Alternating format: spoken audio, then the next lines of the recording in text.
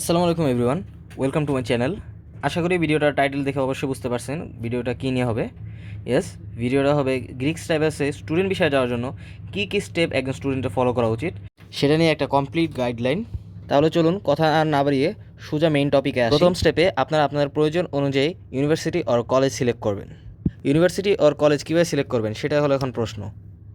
যাদের family financial stable তারা চেষ্টা করবেন ইউনিভার্সিটিগুলো সিলেক্ট করার জন্য, আর যাদের ফ্যামিলি এতটা ফাইন্যান্সিয়াল স্টেবল না তারা চেষ্টা করবেন কলেজগুলো সিলেক্ট করার জন্য। বাংলাদেশি স্টুডেন্টসদের জন্য যে দুইটা ইউনিভার্সিটি সবচেয়ে পপুলার এবং সুইটেবল সেই দুইটা হলো Ukraine university and Philips university. যারা সাইপ্রাসে অনলি লেখাপড়ার উদ্দেশ্যে যেতে যাচ্ছেন তাদেরকে আমি সাজেস্ট করবো ইউক্রেন ইউনিভার্সিটি চুজ করার জন্য, অ্যাজ ইউক্রেন ইউনিভার্সিটি একটা টপ র্যাঙ্কিং ইউনিভার্সিটি এবং এদের লেখাপড়ার মানটাও অনেক আপগ্রেডেড অন্যান্য ইউনিভার্সিটি আর কলেজের তুলনায়। সো এখান থেকে আপনি লেখাপড়া করে একটা ভালো লেভেলে একটা ডিগ্রি এবং আপনার স্কিল ডেভেলপ করতে পারবেন। সব কিছুরই একটা ভালো এবং একটা খারাপ দিক থাকে, এবং ইউক্রেন ইউনিভার্সিটির খারাপ দিকটা হলো এখানে আপনি পড়াশোনার পাশাপাশি ফুল টাইম জব করতে পারবেন না, কারণ ইউক্রেন ইউনিভার্সিটিতে ক্লাসের প্রেশারটা একটু বেশি। সো আপনাকে রেগুলারলি ক্লাসে অ্যাটেন্ড করতে হবে এবং ক্লাস লেখাপড়ার প্রেশারটাও একটু বেশি থাকার কারণে আপনি কন্টিনিউয়াসলি পার্ট টাইম জব করতে পারবেন, বাট ফুল টাইম জব করা আপনার পক্ষে একটু টাফ হয়ে যায়। ফিলিপস ইউনিভার্সিটির একটা ভালো দিক হলো ফিলিপস ইউনিভার্সিটিতে ক্লাসের প্রেশারটা খুবই কম থাকায় বাংলাদেশের ম্যাক্সিমাম স্টুডেন্টসরাই এটা প্রেফার করে। অ্যান্ড এটাতে অনেক বড় একটা ক্যাম্পাস এবং অনেকগুলো সাবজেক্ট থাকার কারণে বাংলাদেশ থেকে প্রত্যেক বছর বহু স্টুডেন্ট এই ফিলিপস ইউনিভার্সিটিতে যায়। বাংলাদেশের স্টুডেন্টদের জন্য সুইটেবল 4টি কলেজ হলো city unity college, American college, CDA college, Larnaca college. এছাড়াও আরও কিছু কলেজ রয়েছে, বাট সেগুলোতে বাংলাদেশের স্টুডেন্টদের সংখ্যা খুবই কম। সিটি ইউনিটি কলেজের বেস্ট দিক হলো সিটি ইউনিটি কলেজের ব্লু পেপার খুবই ফাস্ট ইস্যু হয়, কিন্তু একটা নেগেটিভ সাইড হলো সিটি ইউনিটি কলেজে ক্লাসের প্রেশারটা অন্যান্য কলেজের থেকে ক্লাসের প্রেশারের তুলনায় একটু বেশি। আমেরিকান কলেজের বেস্ট পার্ট হলো আমেরিকান কলেজের tuition fees and class pressure তুলনামূলক কম, বাট আমেরিকান কলেজের সিট সংখ্যা লিমিটেড থাকায় সেপ্টেম্বর 2025-এর সিট প্রায় ফিল আপ হয়ে গেছে। সিডিএ কলেজের বেস্ট পার্টটা হলো সিডিএ কলেজের 4টা ব্রাঞ্চ রয়েছে, Nicosia, Larnaca, Limassol and Paphos. So আপনি যেখানে থাকতে চান সেখানেই আপনি ক্যাম্পাস নিতে পারবেন। বাট এটার একটা নেগেটিভ সাইড হলো সিডিএ কলেজের ফার্স্ট ইয়ারের টিউশন ফিসটা অন্যান্য কলেজের টিউশন ফিসের তুলনামূলক একটু বেশি। লার্নাকা কলেজের একটা ভালো দিক হলো লার্নাকা কলেজে ক্লাস প্রেশার খুবই কম এবং এটা আমেরিকান কলেজের মতো এদের টিউশন ফিস কম।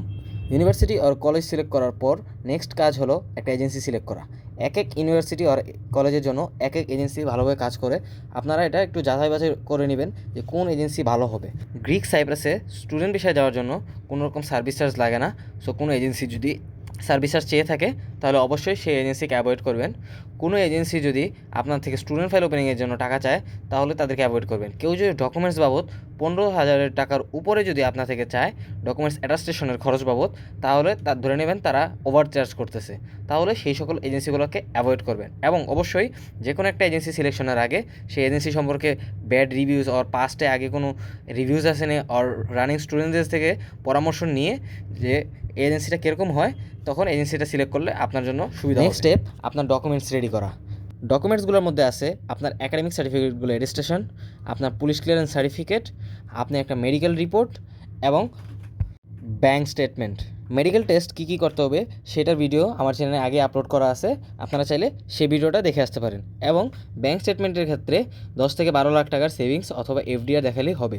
সেভিংস আর এফডিআর বোথ আর অ্যাকসেপ্টেড। এই ডকুমেন্টসগুলো ছাড়াও আপনার আইএলস প্রয়োজন। আইএলসে যদি আপনি 4 or 4.5 পান তাহলে আপনি ফাউন্ডেশন প্রোগ্রামের জন্য এলিজেবল, অ্যান্ড আপনি যদি 5 or 5-এর উপরে পান তাহলে আপনি ব্যাচেলর প্রোগ্রামের জন্য এলিজেবল হবেন।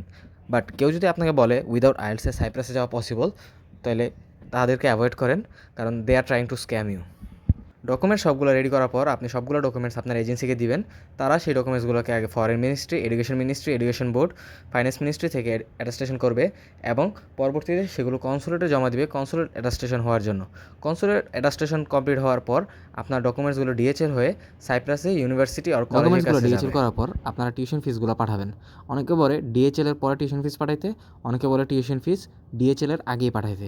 সো এটা যার যার ব্যাপার। টিউশন ফিস দেওয়ার পর আপনার কাজ হলো আপনি ব্লু পেপারের জন্য ওয়েট করবেন। নর্মালি ব্লু পেপার আসতে 2 মাস লাগে, কিন্তু স্টুডেন্টের চাপ বেশি থাকলে এটা 2.5 থেকে 3 মাস বা 3.5 মাসও লাগতে পারে। ব্লু পেপার পাওয়ার পর আপনার কাজ হলো পাসপোর্ট সাবমিট করবেন কনসুলেটে, তারা একটা ভিসা স্টিকার লাগাই দিবে। সেটার জন্য আপনার থেকে একটা চার্জ নেবে 90 ইউরো এবং কুরিয়ার ফিস। এই স্টিকারটা লেগে আসতে অলমোস্ট 1 মাসের মতো লেগে যায়, বাট অ্যাপ্লিকেশন যখন বেশি থাকে তখন এই টাইমটা আরও বেশিও লাগতে পারে।